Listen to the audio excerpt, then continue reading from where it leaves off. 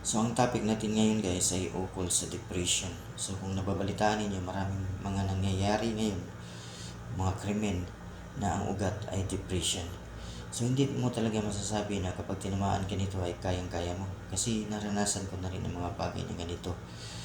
So kadalasan nangyayari ito away pamilya o mag-asawa, na example yung partner mo nagkakaroon ng iba, so hindi mo matanggap yung situation, kaya yun masakit para sa iyo, kaya naiba yung pag-iisip mo, parang nawawala ka na sa sarili. Ngunit may gamot niyan guys, ang pinakamabisang gamot niyan ay alamin natin kung ano yung mensahe ng Diyos, na kapag ginawa natin ay matuwa siya sa atin. Kasi kapag nagawa natin yung guys, kapag natuwa yung Diyos sa atin, siguradong magkakaroon ka ng spiritual healing, emotional at total healing sa iyong sarili, na kaya mo nang i-overcome o ma-handle ang situation na ganito.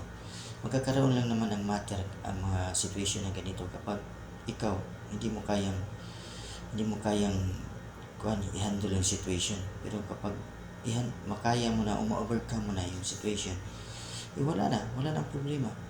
Kasi magkakaroon ka ng lakas ng loob na i-let go yung partner mo.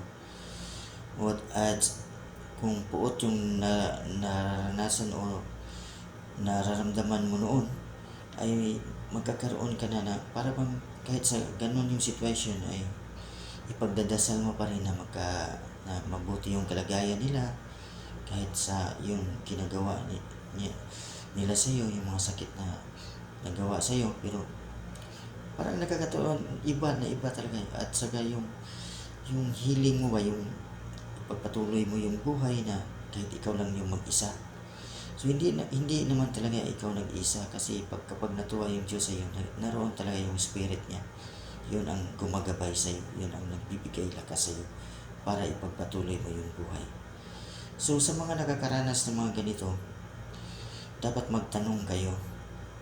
So mag-message kayo kung gusto ninyong malaman, kasi di ba sinasabi sa scriptures na ask and it will be given to you, seek and you will find, knock and the door will be open.